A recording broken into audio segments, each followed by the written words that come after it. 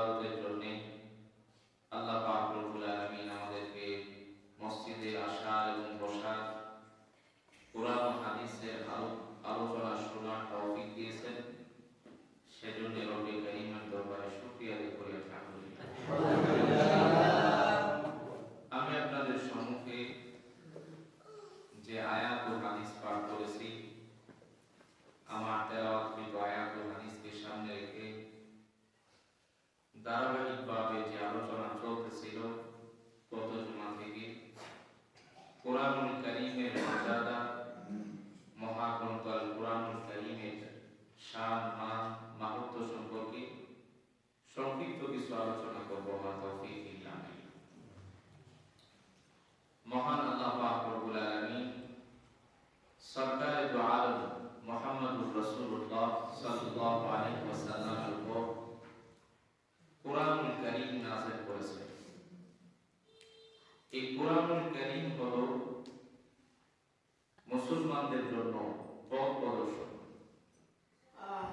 এই কোরআনুল কারীম হলো মুসলমানদের জান, মুসলমানদের প্রাণ। এই কোরআনুল কারীম অনুযায়ী যারা নিজেদের জীবন পরিচালনা করবে তারাই হবে জান্নাতি। আর যারা কোরআন অনুযায়ী নিজের জীবন পরিচালনা করবে না তারা হবে ব্যর্থ, অসফল এবং জাহান্নামী। এজন্য এই কোরআন অত্যন্ত দামি, অত্যন্ত সম্মানিত কিতাব। শুধুমাত্র এই কিতাবই দামি, সম্মানিত নয়, এই কিতাবের সাথে যারাই সম্পর্ক রাখে, যারাই সম্পৃক্ত হয় তারাও দামি, সম্মানিত হয়ে যায়। এজন্য বলতেছিলাম গত সপ্তাহে যে কোরআনুল কারীম নিয়ে আল্লাহ পাক রব্বুল আলামিনের পক্ষ থেকে দুনিয়ায় আগমন করেছেন যে ফেরেশতা, সে ফেরেশতার নাম হলো হযরত জিবরাইল আলাইহিস সালাম। এই কোরআন নিয়ে আসার কারণে হযরত জিবরাইল আলাইহিস সালাম সমস্ত ফেরেশতাগুলোর মধ্যে দামি, শ্রেষ্ঠ ফেরেশতা হয়ে গেছেন। সুবহানাল্লাহ। এই কোরআন নিয়ে কোন নবীর উপর আগমন করেছেন, এসেছেন, তিনি বলেন আমার আপনার নবী, সর্বশ্রেষ্ঠ নবী মুহাম্মদুর রাসূলুল্লাহ সাল্লাল্লাহু আলাইহি ওয়াসাল্লাম।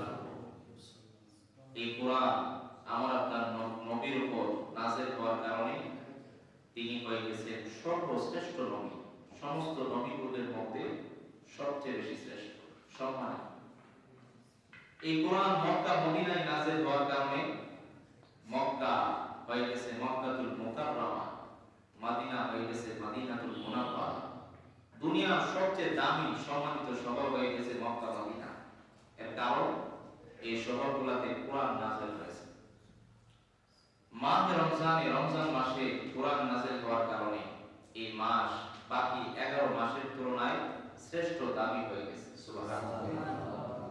তো আমরা বুঝতে পারলাম কোরআনের সম্পৃক্ততা যার সাথে হয় সেই শ্রেষ্ঠ এবং দামি হয়ে যায়। সাধারণভাবে দুনিয়ার দিকে আমরা খেয়াল করে দেখি, রাস্তাঘাটে কত পৃষ্ঠা, কত পাতা পড়ে থাকে, মানুষ তার উপর পা রাখে, হেঁটে হেঁটে চলে যায়, কোনো সম্মান ইজ্জত করে না। কিন্তু একটা পৃষ্ঠা যদি এমন পড়ে থাকে যেটার মধ্যে কোরআনের আয়াত লেখা, মুসলমান যারা ওই পৃষ্ঠাকে সম্মান করে মাটি থেকে উঠিয়ে ভালো একটা জায়গায় রেখে পানির মধ্যে ফেলে দেয় যাতে মানুষের পায়ের নিচে না পড়ে।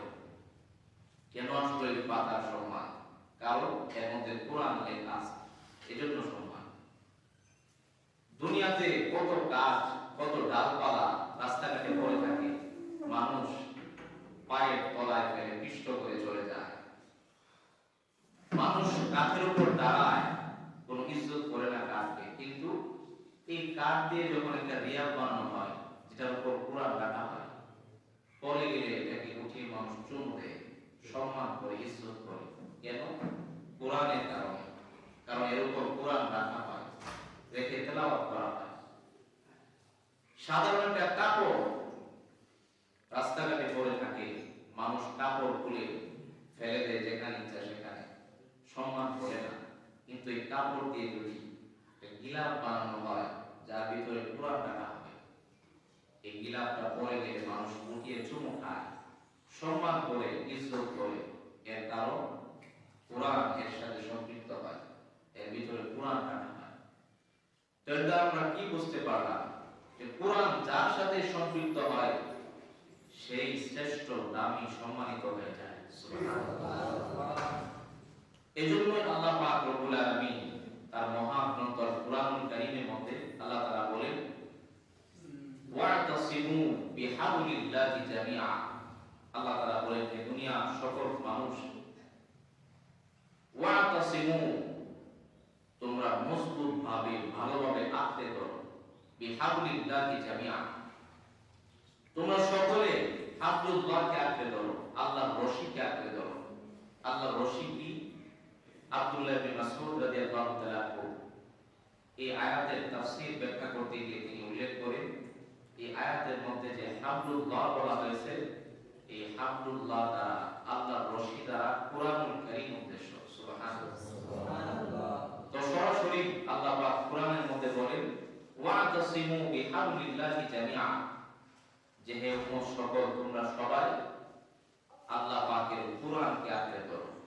আর যারা আল্লাহর কোরআনকে আঁকড়ে ধরবে তারা দুনিয়াতেও সম্মানিত হবে, আখিরাতেও সম্মানিত হবে, এবং তারাই হবে জান্নাতি। সুবহানাল্লাহ। হাদিসের মধ্যে রাসূলুল্লাহ সাল্লাল্লাহু আলাইহি ওয়াসাল্লাম ইরশাদ করেন, ইন্নাল্লাহা ইয়ারফা'ু বিহাযাল কিতাবি আকওয়ামান ওয়া ইয়াদউ বিহি আখারিন। রাসূলুল্লাহ বলেন, আল্লাহ পাক রব্বুল আলামিন এই কোরআনুল কারীমের মাধ্যমে কিছু মানুষকে সম্মানিত করে, ওয়া ইয়ারফা'ু বিহি আখারিন, আবার কিছু মানুষকে কোরআনের কারণে অসম্মানিত করে। যারা কোরআন পড়ে, যারা কোরআন অনুযায়ী চলে, তাদেরকে আল্লাহ সম্মানিত করে। আর যারা কোরআন পড়ে না, তেলাওয়াত করে না, কোরআন অনুযায়ী আমল করে না, তাদেরকে আল্লাহ অসম্মানিত, লাঞ্ছিত করে। এজন্য রাসূলুল্লাহ বলেন, ইন্নাল্লাহা ইয়ারফা'ু বিহাযাল কিতাবি আকওয়ামান ওয়া ইয়াদউ বিহি আখারিন। এজন্য এই কোরআন আমাদেরকে পড়তে হবে, তেলাওয়াত করতে হবে, এই কোরআন অনুযায়ী নিজেদের জীবন পরিচালনা করতে হবে। এই কোরআন তেলাওয়াত পড়লে কেমন সওয়াব? রাসূলুল্লাহ সাল্লাল্লাহু আলাইহি ওয়াসাল্লাম হাদিসের মধ্যে বলেন, মান ক্বারা হারফান মিন কিতাবিল্লাহ ফালাহু বিহি হাসানা। রাসূলুল্লাহ বলেন, যারা এই কোরআনুল কারীমের একটা অক্ষর তেলাওয়াত করবে তাদের জন্য একটা করে নেকি দেওয়া হবে। ওয়াল হাসানাতু বিআশরি আমসালিহা।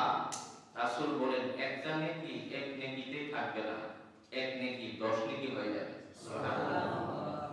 রাসূলুল্লাহ বুঝাতে গিয়ে বলেন, লা আকুলু আলিফ লাম মিম হারফুন ওয়ালাকিন আলিফুন হারফুন ওয়া লামুন হারফুন ওয়া মিমুন হারফুন। সূরা বাকারার শুরুতে দেখবেন আছে আলিফ লাম মিম। রাসূল বলেন, এখানে তিনটা অক্ষর, এখানের মধ্যে তিনটা অক্ষর, আলিফ একটা অক্ষর, লাম একটা অক্ষর, মিম একটা অক্ষর। আলিফ পড়লে 10 নেকি, লাম পড়লে 10 নেকি, মিম পড়লে 10 নেকি। তার মানে হলো আলিফ লাম মিম পড়লে 30 নেকি পেয়ে গেলাম। সুবহানাল্লাহ। এমন ভাবে কোরআন যতক্ষণ পড়ব প্রত্যেক অক্ষরে অক্ষরে 10টা করে নেকি আমি পেতে থাকি। এটা তো হলো প্রত্যেক অক্ষরে 10টা করে নেকি। এক খতম পড়তে অনেক সময় লেগে যায়। এজন্য রাসূলুল্লাহ সাল্লাল্লাহু আলাইহি ওয়াসাল্লাম আমাদের জন্য অনেক সহজ করে দিয়েছেন। কোরআনুল কারীমের একটা সূরা আছে, সূরা ইয়াসিন। সবাই সূরার নাম আমরা জানি। এই সূরাকে রাসূলুল্লাহ সাল্লাল্লাহু আলাইহি ওয়াসাল্লাম কলবুল কোরআন, কোরআনের কলব, অন্তর হিসেবে উল্লেখ করেছেন। রাসূলুল্লাহ সাল্লাল্লাহু আলাইহি ওয়াসাল্লাম বলেন যে পুরা কোরআন একবার পড়া এত কষ্টকর, আমার উম্মতের হায়াত অনেক কম, এই কম হায়াতে তারা যেন বেশি সওয়াব কামাই করতে পারে, এর পদ্ধতিও আমি রাসূলুল্লাহ বলে দিয়ে যায়। রাসূল বলেন, কোরআনুল কারীমের একটা সূরা আছে, সূরা ইয়াসিন। দুনিয়ার প্রত্যেকটা বস্তুরই একটা কলব অন্তর থাকে। কোরআনুল কারীমের কলব হলো সূরা ইয়াসিন। রাসূলুল্লাহ বলেন, যারা একবার সূরা ইয়াসিন পাঠ করবে 10 খতম কোরআনের সওয়াব আল্লাহ তার আমলনামায় দিবেন। সুবহানাল্লাহ। কত সহজ! একবার সূরা ইয়াসিন পড়লাম, 10টা খতমের সওয়াব আমার আমলনামায় চলে আসে। শুধুমাত্র তাই নয়, আরো বহু সূরার ব্যাপারে রাসূলুল্লাহ ফজিলত বর্ণনা করেছেন। সূরা ইয়াসিন তো আছে, পাশাপাশি রাসূলুল্লাহ সাল্লাল্লাহু আলাইহি সাল্লাম আরো বহু সূরার ব্যাপারে ফজিলত বর্ণনা করেছেন। যেমন কোরআনের একেবারে ছোট্ট সূরাগুলোর মধ্যে একটা সূরা, সূরা ইখলাস, সবাই আমরা জানি, এটাকে কুল হুয়াল্লাহ সূরা হিসেবে জানি। রাসূলুল্লাহ বলেন কুল হুয়াল্লাহু আহাদ তা'দিলু সুলুসাল কুরআন। রাসূলুল্লাহ বলেন সূরা ইখলাস এটা হলো কোরআনের 1/3, মানে 3 ভাগের 1 ভাগ, যে একবার পাঠ করবে 10 পারার সওয়াব পেয়ে যাবে। সুবহানাল্লাহ। তার মানে হলো সূরা ইখলাস 3 বার পড়লে 1 খতম কোরআনের সওয়াব। সুবহানাল্লাহ। রাসূলুল্লাহ সাল্লাল্লাহু আলাইহি সাল্লাম আরো বর্ণনা করেন, তিরমিজি শরীফ জিলদে সানি বর্ণনা এসেছে, সূরা জিলজাল নামে একটা সূরা আছে, এটা হলো ইজা যুলজিলাতিল আরদু জিলজালাহা। রাসূলুল্লাহ বলেন ইজা যুলজিলাত তা'দিলু নিসফাল কুরআন, যে সূরা জিলজাল এটা হলো কোরআনের অর্ধেক, মানে হলো একবার সূরা জিলজাল পড়লে অর্ধেক কোরআনুল কারীম তেলাওয়াত করার সওয়াব আল্লাহ নামে দিয়ে দেওয়া হয়। সুবহানাল্লাহ। তার মানে 2 বার সূরা জিলজাল পড়লে 1 খতম কোরআনের সওয়াব। এমন ভাবে সূরা কাফিরুন, এই সূরা আমরা জানি, কুল ইয়া আইয়ুহাল কাফিরুন, এই সূরা কেমন ফজিলত? রাসূলুল্লাহ সাল্লাল্লাহু আলাইহি সাল্লাম বলেন কুল ইয়া আইয়ুহাল কাফিরুন তা'দিলু রুবআল কুরআন। রাসূলুল্লাহ বলেন সূরা কাফিরুন হলো কোরআনুল কারীমের 1/4, 4 ভাগের 1 ভাগ। এর মানে হলো এই সূরা 4 বার পাঠ করলে 1 খতম কোরআনের সওয়াব আল্লাহ তাআলা আমাদের দিয়ে দেন। সুবহানাল্লাহ। এমন আরো বহু সূরার ফজিলত রাসূলুল্লাহ হাদিসে বর্ণনা করেছেন। যেমন আজকের দিন জুমার দিন, আজকের দিনের সাথে সম্পৃক্ত একটা সূরার ফজিলত রাসূলুল্লাহ বর্ণনা করেছেন, সূরা কাহফ। এই সূরা কাহফের ফজিলত বর্ণনা করতে গিয়ে রাসূলুল্লাহ সাল্লাল্লাহু আলাইহি সাল্লাম হাদিসের মধ্যে বলেন, যে ব্যক্তি জুমার দিনে সূরা কাহফ তেলাওয়াত করবে, রাসূলুল্লাহ সাল্লাল্লাহু আলাইহি সাল্লাম বলেন আল্লাহ পাক রব্বুল আলামিন তার জন্য জমিন থেকে আসমান পর্যন্ত একটা নূর দান করবে। সুবহানাল্লাহ। শুধুমাত্র তাই নয়, এই জুমার দিনে সূরা কাহফ তেলাওয়াত করলে আল্লাহ পাক রব্বুল আলামিন 1 সপ্তাহ যত গুনাহ আছে সব গুনাহ আল্লাহ ক্ষমা করে দেবেন। সুবহানাল্লাহ। সূরা কাহফই শুধু নয়, রাসূলুল্লাহর হাদিসের মধ্যে তিরমিজি শরীফ জিলদে সানি বর্ণনা এসেছে, সূরা মুলক একটা সূরা আছে, এই সূরা যারা পড়বে রাসূলুল্লাহ সাল্লাল্লাহু আলাইহি সাল্লাম বলেন এই সূরা মুলকের ফজিলত এত বেশি, রাসূলুল্লাহ বলেন ইয়াল মুনজিয়াতু ইয়াল মানিআতু তুনজিহি মিন আযাবিল কবর। এই সূরা মুলক হলো কবরের আযাব থেকে রক্ষাকারী। যারা এই সূরা মুলক পড়বে আল্লাহ পাক রব্বুল আলামিন কবরের আযাব থেকে তাদেরকে হেফাজত করবেন। সুবহানাল্লাহ। শুধুমাত্র তাই নয়, রাসূলুল্লাহ হাদিসে তিরমিজি শরীফ জিলদে সানি বর্ণনায় আছে এমন একটা আমলের কথা, যে আমলটা প্রায় মসজিদে হয়ে থাকে, আমাদের মসজিদেও হয়। ফজরের নামাজের পরে আমরা যে সূরা হাশরের শেষ 3টা আয়াত পড়ি, শুরুতে আউযু বিল্লাহি বিস-সামিউল আলিম মিনাশ শাইতানির রাজীম, এটা 3 বার পড়ি, তারপরে সূরা হাশরের শেষ 3টা আয়াত আমরা পড়ি। এর কত বেশি ফজিলত রাসূলুল্লাহ সাল্লাল্লাহু আলাইহি সাল্লাম বলেন, যে ব্যক্তি সকালবেলা সূরা হাশরের শেষ 3টা আয়াত পড়বে, সন্ধ্যা পর্যন্ত 70,000 ফেরেশতা তার জন্য রহমতের দোয়া করতে থাকবে। সুবহানাল্লাহ। ওই দিন যদি এই ব্যক্তি মারা যায়, আল্লাহ পাক রব্বুল আলামিন তাকে শহীদি মৃত্যু লাভ করলে যে সওয়াব, সেই সওয়াব তাকে দান করবেন। সুবহানাল্লাহ। এমন ভাবে সন্ধ্যাবেলায় যে সূরা হাশরের শেষ 3 আয়াত পড়বে, সকাল পর্যন্ত 70,000 ফেরেশতা তার জন্য দোয়া করতে থাকবে, রহমতের দোয়া করতে থাকবে। সুবহানাল্লাহ। তো কেমন সওয়াব এই কোরআনুল কারীম তেলাওয়াত করলে? এই কোরআনুল কারীম শুধু তেলাওয়াতের জন্যই যে দেওয়া হয়েছে বিষয়টা কিন্তু এমন নয়। তেলাওয়াত করতে হবে, পাশাপাশি নিজের জীবন এই কোরআন অনুযায়ী পরিচালনা করতে হবে। যদি নিজের জীবন কোরআন অনুযায়ী পরিচালনা করি, আমার আপনার জীবনে রহমত বরকত নাযিল হবে, শান্তি বর্ষিত হবে। যদি সমাজ পরিচালনা করা হয় কোরআন অনুযায়ী, সমাজে শান্তি আসবে, দেশ যদি পরিচালনা করা হয় কোরআন হাদিস অনুযায়ী, দেশের মধ্যে শান্তি চলে আসবে। আজকে রহমত বরকত উঠে গেছে দুনিয়া থেকে, সমাজ থেকে, দেশ থেকে। এর কারণ আমরা কোরআন ছেড়ে দিয়েছি, কোরআনের উপর আমল নেই, কোরআনের আইন শাসন নেই। এজন্যই আমরা দেখি আমাদের দেশে প্রত্যেক দিন চুরি, ডাকাতি, রাহাজানি, চাঁদাবাজির নিউজ দেখা যায়। প্রত্যেক দিন চুরি হয়, দর্শন হয়, এগুলা বন্ধ হয় না।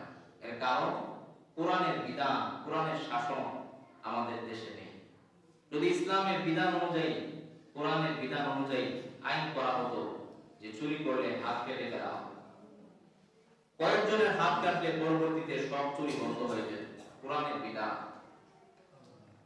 জিনা করলে, ব্যভিচার করলে রজম, কোরআনের বিধান, তাকে মৃত্যুদণ্ড দেওয়া, পাথর মেরে হত্যা করে ফেলা। এই বিধান বাস্তবায়ন করা হলে দর্শন বন্ধ হয়ে যেত, ব্যভিচার বন্ধ হয়ে যেত। কিন্তু কোরআনের শাসন আমাদের মধ্যে নেই। আমরা হলাম গণতন্ত্র পূজারী। এজন্য চুরি, ডাকাতি, রাহাজানি একের পর এক চলতেছে, দর্শন চলতেছে, এগুলা বন্ধ হয় না। এর মূল কারণ কোরআন ছেড়ে দেওয়া। মুসলমান জালেমদের কাতারে চলে গেছে, নিজে যে জালেম হয়ে গেছে সে নিজেও জানে না। কিভাবে জালেম হলো? সে কোরআনের শাসন চায় না। কেউ কেউ আমেরিকা,